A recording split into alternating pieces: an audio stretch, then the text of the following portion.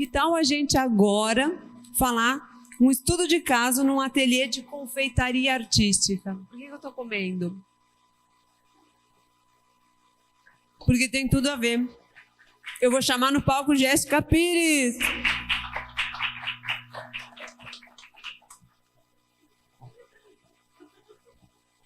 Oi, gente, tudo bom? Eu trouxe um bolinho para prestigiar todo mundo que veio me ouvir hoje. Então, no final da palestra vocês terão bolinhos. Como é que eu... Ah, passa nesse aqui. Teste. Não. Errei.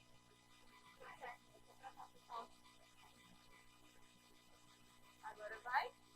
Ok, então, gente, eu sou Jéssica. Preparei essa palestra para vocês. E eu sou confeiteira. Vou falar um pouquinho de mim, essa sou eu. Deixa eu sentar para ficar mais tranquila. Eu trabalho com confeitaria artística há 11 anos já.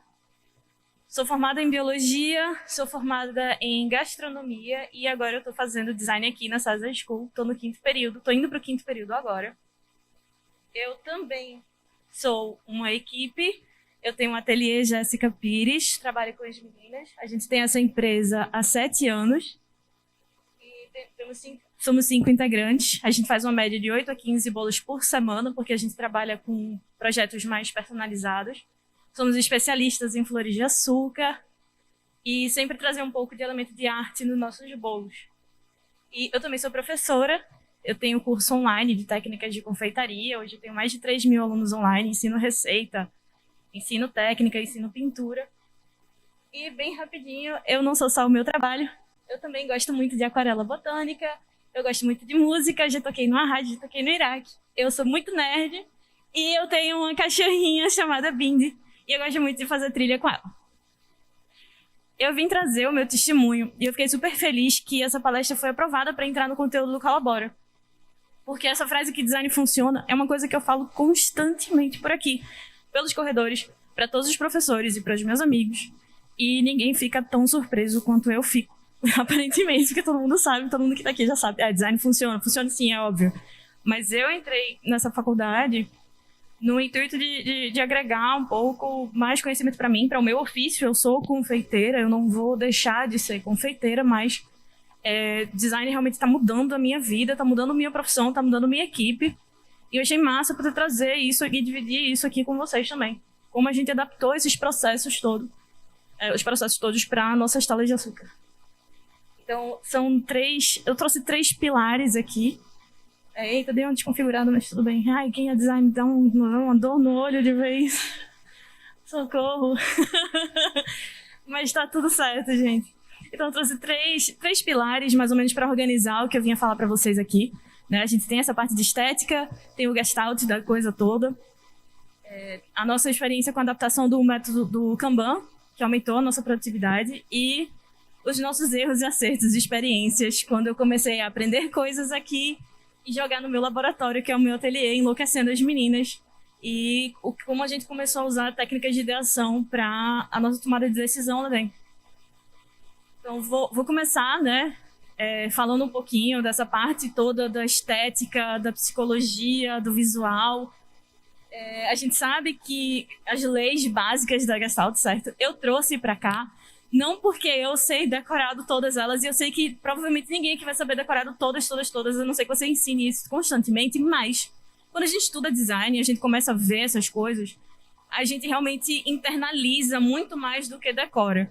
O fato de que a gente consegue enxergar as coisas e essas leis existem por uma razão, né? É um entendimento do nosso olhar para as formas, para as coisas, e quando a gente incorpora e a gente realmente aprende isso, a gente fica mais consciente. Não é porque quando eu estou organizando um bolo e eu vou fazer uma coisa mais fluida, eu estou literalmente pensando, eu vou respeitar essa lei aqui. Mas não, a gente já tem aquele olhar mais treinado. Quando a gente estuda isso, a gente aprende, a gente se torna mais consciente de como é que a gente vai organizar as formas e a parte visual de tudo que a gente faz, né? Então, eu trouxe para vocês um videozinho. Isso foi um trabalho da faculdade que eu fiz, que foi um bolo. A gente estava estudando fundamentos de design. E só para vocês terem ideia de quando começou, assim, primeiro período, me juntei, eu duplinha, trabalho de faculdade de design, para falar sobre tempo e movimento. Então já foi uma das coisas que começou a instigar o design, mudando e eu traduzindo isso em bolos. Será que dá para dar um play? É um link no YouTube também. Eu fiz junto com a minha duplinha, Marcela Ribeiro, que ela é incrível, ela faz motion. E eu faço bolos. Não sei se vai funcionar esse play. Então, o link ligado no YouTube. Mas também, se não der, eu sei que o movimento já está impresso aqui, mesmo numa peça estática que é o bolo. Mas ele se move também, ele gira. E as plaquinhas tinham um lado de cor e o outro lado era branco. Então, quando ele começa a girar, você vê a espiral se mexendo. Isso cria uma ilusão de ótica, isso cria um efeito legal. Mas, gente, se não deu para carregar o vídeo, não deu, tudo bem. Vamos seguindo. E é tudo, né? É tudo, na verdade. Não é somente uma aplicação muito direta de design no que a gente faz. Eu trouxe esse projeto, foi um projeto recente que a gente fez. Foi um bolo para a comemoração do 4 de julho do Consulado Americano. A gente foi contratada para fazer. E como tudo em design não fica mais tão simples, né? Entrou no repertório todos os movimentos de arte que a gente estuda, história e teoria do design, todas as grandes referências. Então, se eu vou colocar elementos-chave, eu faço uma pesquisa antes, 4 de julho, o que representa 4 de julho, como é que eu vou colocar isso, qual é a forma mais interessante, mais diferente, mais bonita de colocar isso num projeto de bolo. Então, a bandeira americana não foi somente uma bandeira americana normal, foi uma representação da obra de arte do Jasper Johns, que é um pintor da pop art americana, e tem esse quadro icônico do Three Flags. E aí nada ficou simples mais, né? Quando a gente estuda design, as coisas não ficam mais tão simples. A gente quer simplificar, mas quando a gente começa a buscar, tudo vira um mood board, tudo vira uma pesquisa para a gente conseguir colocar. Então, a Estátua da Liberdade foi também uma representação do... Eu sempre esqueço o nome dele, meu Deus. Burton Morris, eu acho. Que é o cara que fez a identidade visual do café do Central Park do Friends. Aí, assim, você vai criando caminhos para trazer referências e você vai estudando, e design tá me deixando louca nesse sentido, assim.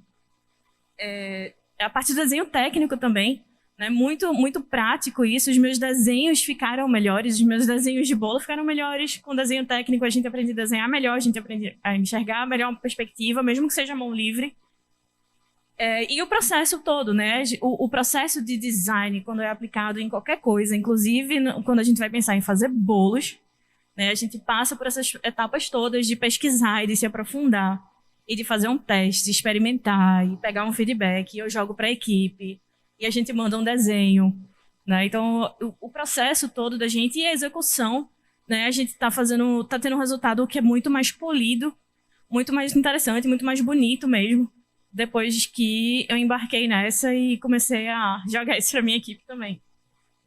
Então, vou trazer já o Kanban, que foi o meio, né, pelo qual muitas dessas coisas que eu fico, eu trouxe para a equipe e a gente conversa e tal. Vou falar um pouquinho do Kanban, porque foi através dele que eu consegui continuar, inclusive, tocando uma faculdade de design, porque eu já tenho meu ofício, eu tenho uma empresa para tocar, eu sou a líder da minha equipe, então eu precisava criar na minha equipe mais autonomia para poder continuar a estudar. E eu quero continuar, eu quero fazer o mestrado. Agora, eu acho que essa terceira vai ser a minha última graduação da vida, né? Agora só mestrado em diante. E várias outras coisas também, tá? Eu estou preocupada com o tempo, porque eu vou falar, eu pensei no futuro da confeitaria, na cadeira de design especulativo, de estudos de futuro. Já viajei muito, assim, de confeitaria, mas quis trazer uma coisa mais prática mesmo, de vida real.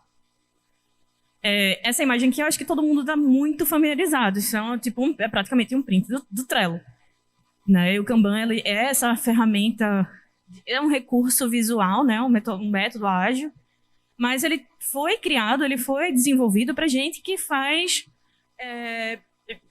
bens e serviços intangíveis e virtuais. Então, o Kanban é muito associado, né? Ele é muito comum para quem trabalha no digital.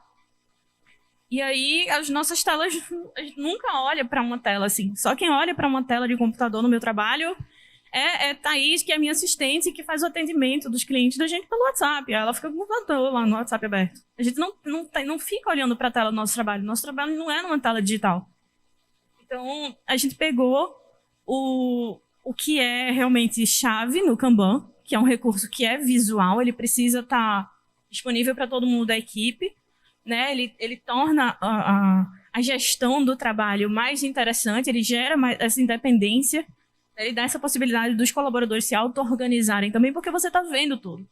Só que a divisão normal do Kanban é o que é que precisa ser feito, o que é que está sendo feito, o que é que está em andamento e o que está pronto.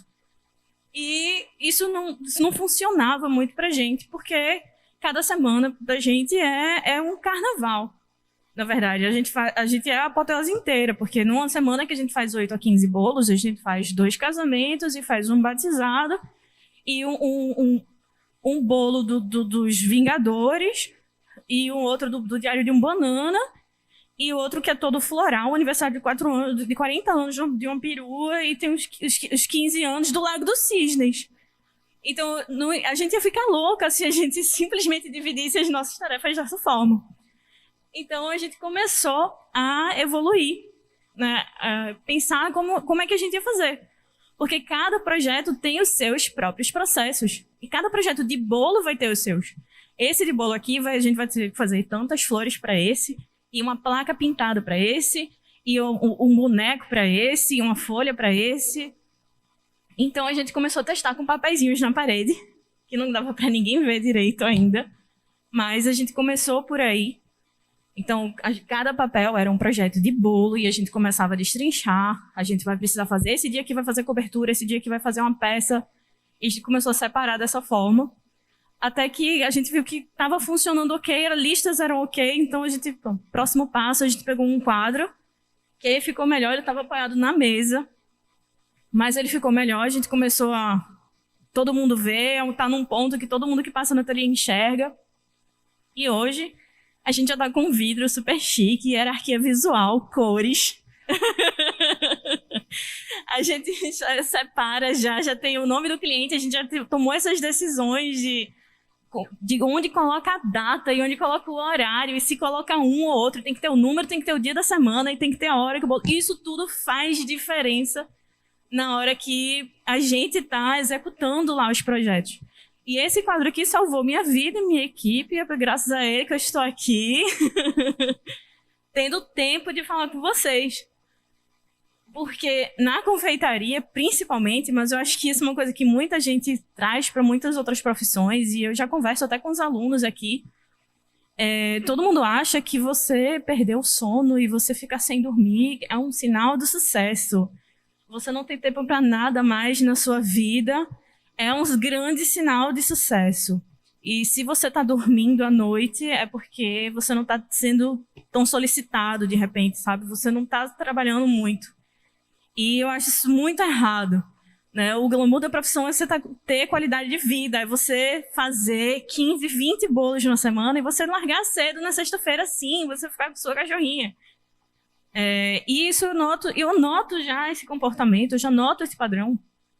E eu chego aqui com muita tranquilidade para dizer isso, porque ao mesmo tempo que eu já sou um profissional, eu tenho bastante experiência, eu também sou aluna, e eu vejo os meninos novos aprendendo, e aí eu fico querendo dar conselho para os meninos, porque mesmo que seja até um trabalhinho da faculdade, o pessoal de design, principalmente, a gente trabalha com recurso visual, o pessoal de design gráfico, às vezes você cria um cartaz, você cria uma arte massa, incrível, e você fez em meia hora.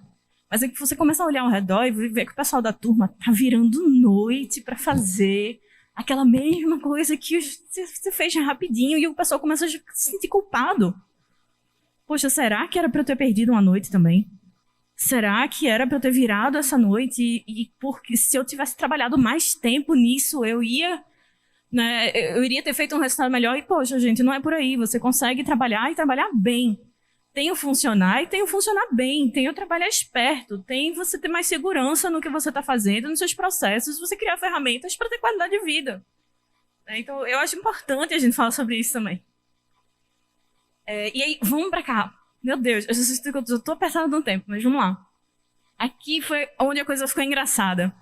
Eu errei muito no 635. Eu esqueci como era realmente o 635. 635 é um método, uma técnica de ideação para geração de ideias. E aí, como é que você realmente faz o 635? Meia são 6 pessoas. E cada uma delas tem que pensar em 3 ideias sobre algo no tempo de 5 minutos.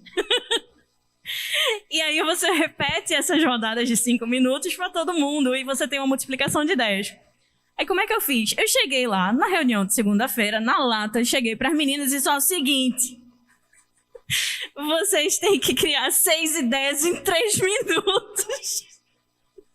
E a gente vai rodar aqui agora as ideias. Assim, na lata.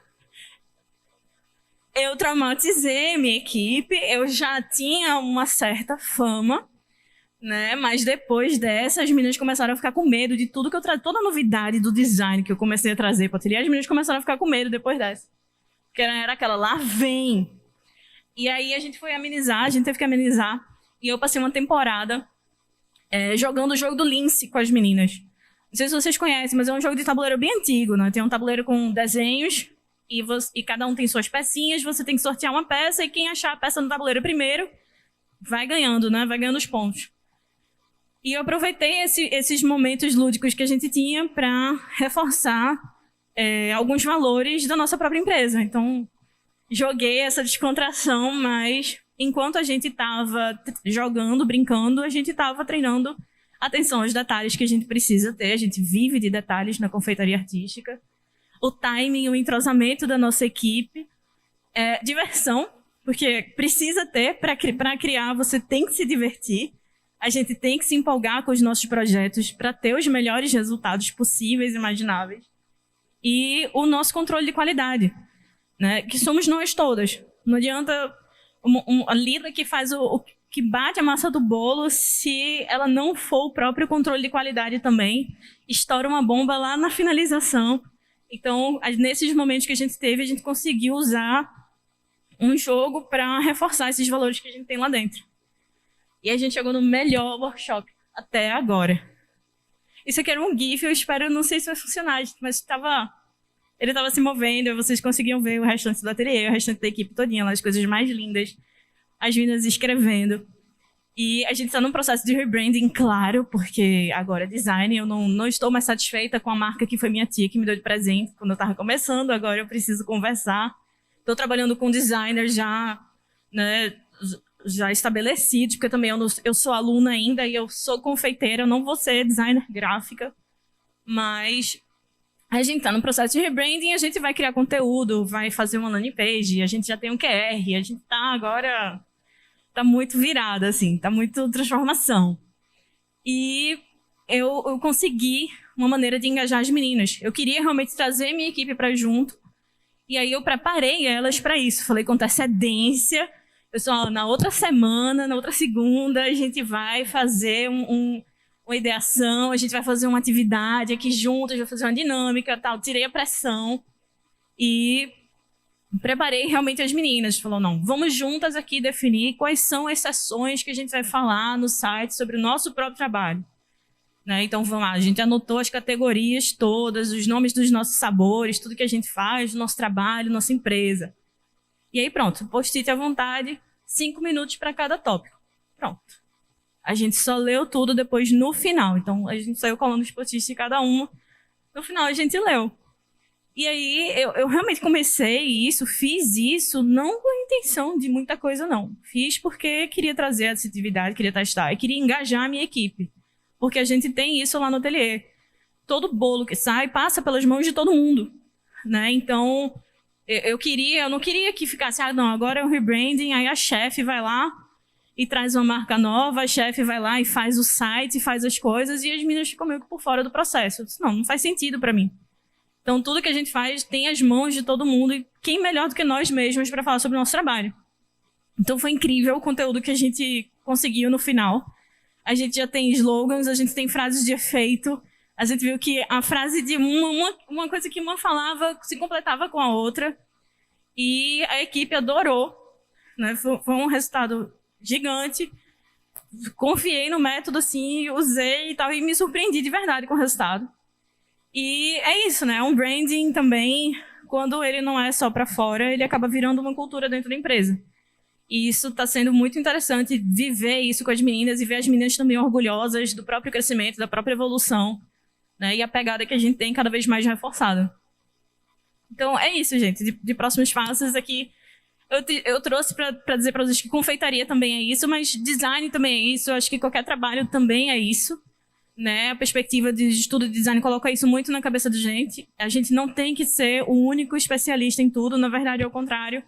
Quanto mais diversa for a nossa equipe, quanto mais diversa for a nossa construção de tudo, então trazer gente para junto, outros especialistas, consultores, né? A gente está criando, está trazendo agregando mais valor ainda para o nosso crescimento. E agora eu tenho o próximo desafio de medir, né? Eu sei que a gente sente resultados na pele. Eu estar na sexta-feira com o Bindi é um resultado, eu sei que é, mas existem métodos ágeis e existem métricas ágeis também. Então esse é um próximo passo que a gente quer buscar para a gente medir o nosso crescimento, o nosso progresso, e isso vai continuar gerando novas metas de crescimento para a gente. E é isso. É seguir, né? Seguir revolucionando confeitaria, amplificando também, porque muito disso que eu estou trazendo para vocês hoje é tema de live minha com as minhas alunas lá no Instagram dos cursos, é mentoria de produtividade que eu dou para as minhas alunas, né? A gente está amplificando muito esse conhecimento também. E trazendo um pouco dessa perspectiva, porque muita gente ainda acha que quem faz bolo não pensa. E né, eu tô seguindo aí, fazendo o trabalhinho, fazendo a minha parte, para mostrar que confeitaria é uma profissão incrível, uma profissão de muita criatividade. Não sou cake designer, sou confeiteira, e dentro da confeitaria está tudo isso também, né, incluindo o design. É isso, gente. Obrigada. Dê uma olhadinha no nosso Instagram. Esse QR que vai para o Instagram. É bom vocês terem... É bom vocês terem perguntas, porque eu vou continuar comendo meu bolinho aqui, hein? Sim, e vai ter bolinho para todo mundo, tá, gente? Eu trouxe bolinho. É importante. Oi, dá pra estar dando pra ouvir direito? Primeiramente, parabéns, né? Eu achei incrível esse teu trabalho. E assim, eu também faço design, né? Aqui na César School. E a minha mãe, ela também é confeiteira. Então, assim... Hã? Não, não. Porque já tem um que eu conheço, que já tem um bilhete aqui. Aí o que acontece? Como eu sou designer, né, eu tento sempre ajudar ela nessa parte, né? Só que o que acontece? Quando a gente foi fazer um projeto para redes sociais, teve uns problemas ali, né? Principalmente quando eu ia filmar ela, né? Pra gente começar a pensar em curso, essas coisas. Ela tinha muito problema com como é que eu posso dizer? Ela era insatisfeita, assim, com a imagem dela. Ela tinha muita insegurança, né? Achava que ficava gorda na filmagem. E assim... Aí o que acontece? Aí justamente eu te pergunto assim, tipo... Como é que eu faço pra... Ela fala, não, vai fazer um curso de fotografia, não sei o que. Tipo assim... Como é que eu faço pra lidar com essas questões, sabe? Porque... Acho que tu tá entendendo o que eu tô querendo dizer. Eu tô entendendo. Eu também era assim, eu sou extremamente tímida, eu sou muito introspectiva, mas a gente sempre fica muito à vontade para falar sobre a nossa realidade. Então é muito louco quando você vai trabalhar com rede social e você quer divulgar o seu trabalho e você sente que você precisa ser um personagem ou você sente que você precisa falar uma venda. Eu tenho muita dificuldade com isso. Eu tenho um sócio meu que é o marketing em pessoa para divulgar os cursos online. E curso online, gente, vocês sabem que a galera trabalha em cima de gatilho de venda, não sei o quê. É outro papo, é outro universo.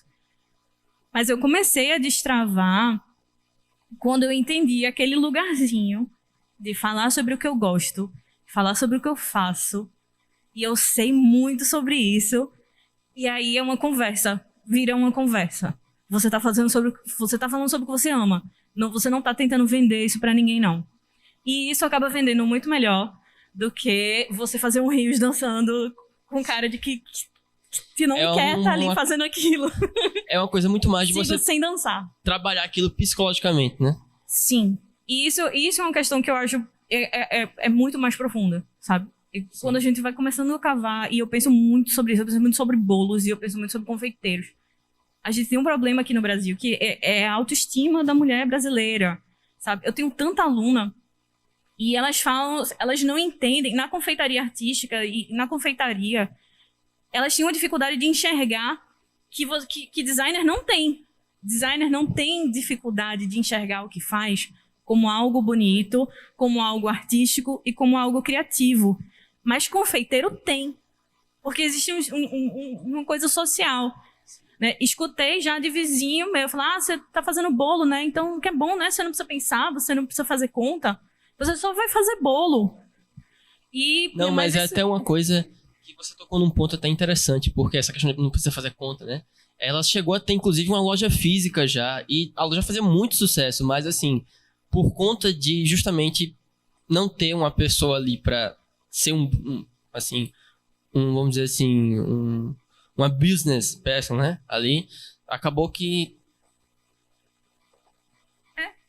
Exato. Exato. É por isso, hoje eu tenho uma contadora, uma consultora, uma assistente, porque eu vou entrar outra consultoria agora para minha empresa, porque eu entendi isso. A gente não tem que ser tudo, e ela não tem que ser tudo. Ela tem que focar, ela tem que começar a criar condições para ela fazer o que é o trabalho dela. Hoje, o meu trabalho é ser diretora criativa no ateliê de confeitaria. Esse é o meu maior trabalho. Eu sou pintora também, sabe, só quem faz rosa no meu ateliê sou eu. A marquinha que vocês viram lá no começo tem uma rosinha, e outras coisas que tinham aqui tinham uma mandala. Eu tô nessa transição da mandala para rosa, porque a rosa é minha favorita. Mas esse é o meu trabalho. O meu trabalho não é ser a contadora da minha própria empresa. Não preciso ser. Eu começo a juntar e criar esse time diverso de pessoas que vão continuar criando condições para que eu continue fazendo o meu trabalho. Então, é você se cercar de pessoas também. Porque o pessoal bota isso que bota na cabeça de muito confeiteiro. E eu acho que talvez design pegue um pouco disso. De, tipo, você tem que fazer tudo. Né? O designer vai começar a virar um CNPJ, e aí você tem que fazer tudo, e você tem que lidar com os números, e você tem que fazer tudo. E eu acho que é muito mais sobre você estar bem acompanhado e bem assessorado, para você focar no que você precisa. E achar aquele lugarzinho, aquele espacinho em que você vai se sentir à vontade. Porque o que você passa, que você sente a vontade de falar e de fazer, acaba vendendo muito mais do que uma dancinha desconfortável. Né? Então, é por aí. Sim, até porque tem muita gente que não tem, assim, não tem perfil pra isso, né? Não vou falar não nem... tem que ter. Exato. Não tem que ter, gente. Ninguém tem que nada. Né? Você vai criando o seu próprio caminho. É isso. Se ele não existe ainda, ótimo. Sabe? Ótimo. Não tem que ficar olhando e se espelhando pra ninguém pra você poder fazer o seu e crescer fazendo o seu. Pessoal, mais alguma dúvida? Ok, eu não falei que tinha bolinho para todo mundo, né? Mas vai ter bolinho para todo mundo ali, porque eu já comi o meu, certo? Jéssica, muito obrigada. Obrigada, pessoal. Obrigada.